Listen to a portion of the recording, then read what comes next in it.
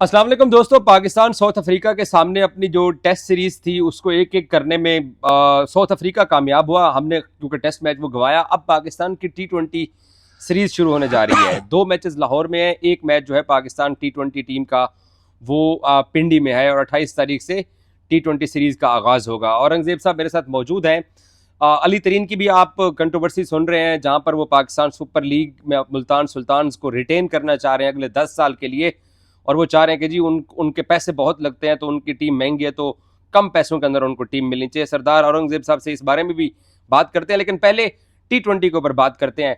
बाबर आजम अगले दिन सिर्फ 1 रन का इजाफा करके आउट हुए और अब वो T20 स्क्वाड के अंदर मौजूद हैं। मोराल कैसा है आपको एशिया कप में और ट्राई नेशन के बाद अब फिर से पाकिस्तान T20 टीम मैदान में उतरने जा रही है? और दूसरी अहम चीज जो लोग जानना चाहते हैं वो ये कि हम किस विकेट कीपर के साथ मैदान में उतरेंगे?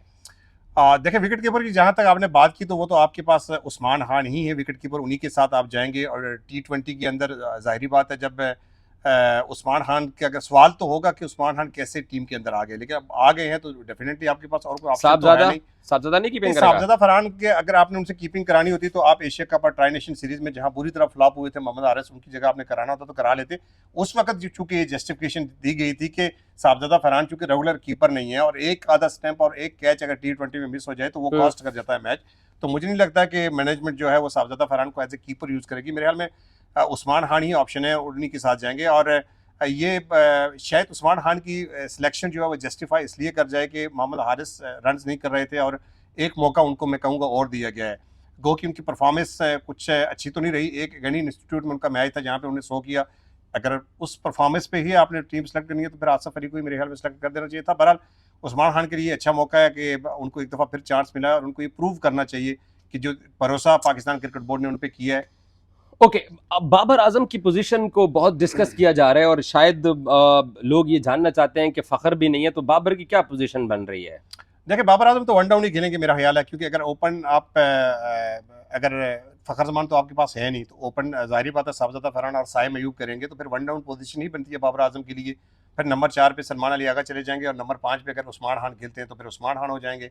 तो मेरे ख्याल से बाबर आजम चूंकि बेस्ट जो बाबर आजम का प्लेस है वो वन डाउन ही है और मुझे लगता है कि बाबर आजम वन डाउन खेलेंगे। मतलब ओपनिंग स्लॉट अब बाबर आजम हम नहीं देख पाएंगे। देखिए, अगर साइम अयूब बहुत ज़्यादा ख़राब खेलते हैं, जिस तरह उन्होंने ट्राई नेशन सीरीज़ में खेला, जिस तरह एशिया कप में खेला, फिर उनको जो है वो वन डाउन पोजीशन पे लेके आए थी पाकिस्तान मैनेजमेंट। तो अगर वो परफॉर्मेंस उसी तरह जारी रहती है तो फिर हो सकता है बाबर आजम आप देख सके ओपनिंग में। लेकिन अभी जो ऑटोमेटिक चॉइस अगर मुझसे पूछेंगे तो वो मेरे ख्याल में साहबजादा फरहान और साइम अयूब। तो फिर हमारा मिडिल अगर बाबर अगर आजम अगर टॉप ऑर्डर पे आके खेलते हैं तो हमारा फिर लोअर ऑर्डर का प्रॉब्लम आपने श्रीलंका के सामने, बांग्लादेश के सामने, इवन इंडिया के सामने भी देखा है, इवन टेस्ट मैचेस में भी हमने देखा है। हमारा प्रॉब्लम तो लोअर ऑर्डर का है। देखिए, उसमें 2 चेंजेस तो हो जाएंगे ना। एक आपके उस्मान खान नंबर 6 पे आ जाएंगे, फिर अब्दुल समद को अगर आप रखते हैं तो फिर वो नंबर 7 पे आ जाएंगे। बाबर आजम आपके मिडिल ऑर्डर में या टॉप ऑर्डर में आ गए, सलमान अली आगा खुद नंबर 4 पर खेलेंगे। तो थोड़ी बहुत चेंजेस तो हुई हैं। अगर 1-2 चेंजेस देखें, यही था ना कि ऊपर से आपके साइम अयूब रन नहीं कर रहे थे और नीचे से मोहम्मद हारिस बहुत ज्यादा फ्लॉप थे। अब चूंकि 2 चेंजेस तो आपकी बनती हैं, एक तो ऑटोमेटिक चॉइस हो जाएगी आपकी, उस्मान खान आ गए और फिर अगर अब्दुल समद आते हैं तो नंबर 7 पे फिर अब्दुल समद आ जाएंगे।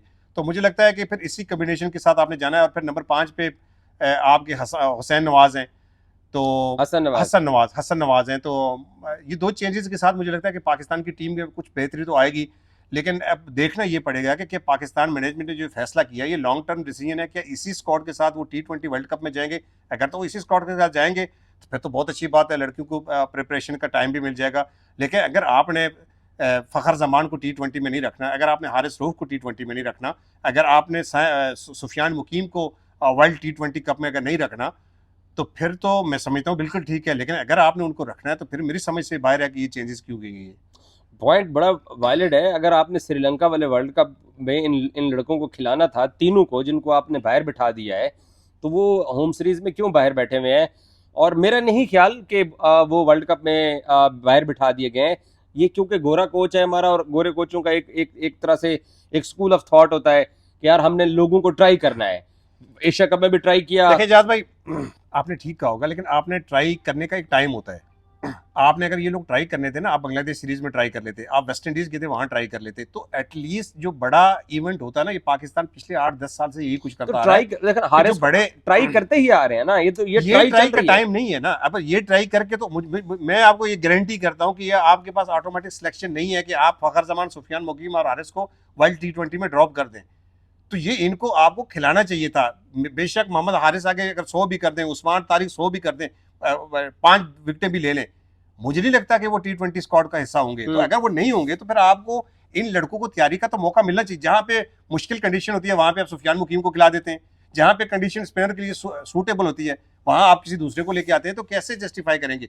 20 में उसके 27 आउट है, एक मैच उसका खराब गया, एक मैच हारिस राव का खराब गया, एक मैच ही आप कह सकते हैं कि फखर जमान का खराब गया। तो एक एक मैचेस पे अगर स्कोर करता चला आया है, तो एक एक मैचेस पे देखे ना, डबल स्टैंडर्ड है ना। एक एक मैचेस पे आप इनको जो है ड्रॉप कर रहे हैं, दूसरी तरफ कंटिन्यू 19-20 बजाय आपका कहने का मतलब ये है कि आफ्टर एशिया कप भी आपको T20 प्लेइंग 11 भी डिस्टर्ब लग रही है, स्क्वाड भी डिस्टर्ब लग रहा है। मुझे वर्ल्ड कप तक डिस्टर्ब भी लग रहा है ना। देखें अब जो चूंकि यही टीम जो है वो ट्राई नेशन सीरीज भी खेलेगी, अगर यही चीज ट्राई नेशन सीरीज खेलेगी तो फिर आप मुझे ये बताएं आपका वक्त कितना बचेगा? आपके पास 1-1.5 माह बचेगा। 1-1.5 माह के अंदर जो आप T20 मैचेस खेलेंगे तो क्या उसमें जाके स्क्वाड चेंज कर लेंगे? और फिर क्या ये जो स्क्वाड है ये वर्ल्ड कप में तक आप कैरी नहीं करेंगे? अगर आपने नहीं करना तो फिर मुझे तो ये जो प्रिपरेशन है इसकी समझ नहीं है। और अगर कैरी करना है तो फिर मैं आज से समझ बैठूं कि फखर जमान T20 वर्ल्ड कप में हिस्सा नहीं होगा, हारिस रऊफ नहीं होगा, सुफियान मुकीम नहीं होगा, तो मुझे नहीं लगता कि इनके बगैर आप आ जाएंगे। मेरा जाती ख्याल ये है कि आ जाएंगे, क्योंकि इनके बगैर टीम अधूरी है आपकी। ये तो सवाल तो खड़े होंगे ना। अगर आएंगे तो अगर वो आउट ऑफ फॉर्म है, उनको ड्रॉप किया जा रहा है, तो क्या उनको एक मौका और नहीं देना चाहिए था कि अपनी फॉर्म बहाल करें? फिर अगर आपने उनको लेके आना तो फिर किस बेसिस पे आप लेके आएंगे? अभी तो आपने उनको ड्रॉप कर दिया। फिर वही जो हम चल रहा है, जैसे अब बाबर आजम को लेके आ गए, जैसे हम उस्मान खान को लेके आ गए, फिर उन्होंने परफॉर्म तो कहीं नहीं किया ना। तो अगर उस्मान परफॉर्म नहीं करेंगे तो फिर रिजवान आ जाएगा। तो फिर हमने चेंज क्या किया? मैं वही तो कह रहा हूँ ना, फिर हमने चेंज क्या किया? फिर वो जब बड़े बड़े हमारे दावे थे कि हम चेंज कर रहे हैं, 2 साल में हमारी टीम ऐसी होगी, तो फिर हम तो पीछे की तरफ देख रहे हैं ना। ओके, लास्टली अली तरीन की जो कंट्रोवर्सी चल रही है, इसमें पाकिस्तान क्रिकेट बोर्ड कितना कसूरवार आपको दिखाई देता है? आपने इस स्टोरी पे क्या काम किया है? अली तरीन कितना कसूरवार लग रहा है? क्या आपका एक ओपिनियन क्या है, आज़ाद ओपिनियन में कुछ? देखिए ये बड़ा अनफॉर्चुनेट है। देखिए अली तरीन को अगर कोई मसले मसाइल थे ना, जैसे विराट कोहली ने एक प्रेस कॉन्फ्रेंस में कहा था कि मुझे नहीं लगा कि मेरा कोई हमदर्द अगर कोई होता तो मुझे फ़ोन करके कहता। जब आप टीवी पे जाके कोई बात करते हैं तो इसका मतलब यही होता है कि आप अगले पे तनकीद कर रहे हैं। अगर पाकिस्तान सुपर लीग के अंदर कोई मसले मसाइल थे, कोई प्रॉब्लम थी, तो आपके पास प्लेटफॉर्म मौजूद है। आप लाहौर में रहते हैं, आप बहुत सारे प्लेटफॉर्म यूज़ कर सकते थे। आप ईमेल के जरिए आगाह कर सकते कि ये चीज़ें जो है ठीक नहीं हो रही। जब आप टीवी पे आके या पब्लिकली बोलते हैं ना, तो उसका मतलब ये होता है कि या तो आप तनकीद कर रहे हैं या अगले की तजलील कर रहे हैं। तो ये नहीं होना चाहिए था। और कल जिस तरह से एक नोटिस पीसीबी का गया, ठीक है, वो नोटिस में हो सकता है कुछ चीज़ें ऐसी हों जिससे मैं भी एग्री नहीं करता, लेकिन उस नोटिस को पब्लिकली आके सोशल मीडिया पे जवाब दे के उसको फाड़ना, ये चीज़ें मुझे नहीं लगता कि अली तरीन के हक में जाएंगी। और मुझे जहाँ तक महसूस ये हो रहा है कि अली तरीन चूँकि जो उन्होंने पहली बिड करके टीम ली थी, उन्होंने बहुत ज़्यादा एक्स्ट्रा पैसे दे के तो वो टीम खरीदी थी।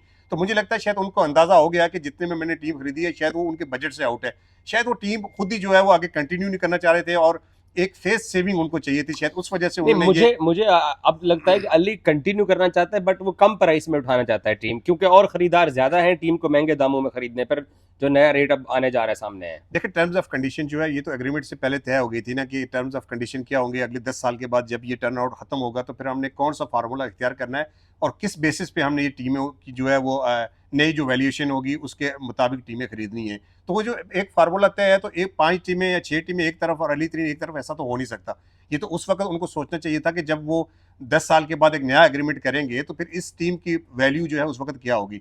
तो मेरा ख्याल है कि अली तरीन जो है वो इस वक्त मुझे लग रहा है कि अली तरीन थोड़ी सी जो सोशल मीडिया पे आकर ये गेम खेलना चाह रहे हैं ना, मुझे ऐसा लगता है कि वो टीम को इन्हीं पैसों में कंटिन्यू नहीं करे, क्योंकि जब नई वैल्यूएशन आएगी तो हमें भी नहीं पता कि उसकी प्राइस क्या होगी। लेकिन ये चीज़ तो तय है कि जितनी वो कंपनी जो ऑडिट कंपनी होगी या जो वैल्यूएशन वाली कंपनी होगी, वो जितने भी पैसे लगाएगी उससे 25% इनको एक्स्ट्रा पे करने होंगे। तो वो अगर करेंगे तो ये इसकी जो वैल्यू है टीम की वो 1 अरब से तो ऊपर जाएगी जाएगी। तो आपको फिर मुल्तान का नया मालिक आता हुआ दिखाई दे रहा है? मुझे लग रहा है कि मुल्तान सुल्तान का नया मालिक, नाम तो यही रहेगा, मुझे लगता है कि नया मालिक आ जाएगा, क्योंकि अब जो कल के बाद जो सिनेरियो बन गया ना अली तरीन और पीसीबी में, मुझे नहीं लगता कि अली तरीन को ज़्यादा इंटरेस्टेड होंगे या पाकिस्तान क्रिकेट बोर्ड अब मुड़ के अली तरीन की तरफ देखेगा। बहुत शुक्रिया सरदार औरंगजेब साहब की आपने गुफ्तगू सुनी है। पाकिस्तान क्रिकेट टीम की तैयारियां T20 सीरीज़ को लेकर कल से शुरू होने जा रही हैं पिंडी के अंदर, और बाकी PSL के मामलात में भी आपको अपडेट करते रहेंगे। Thank you so much.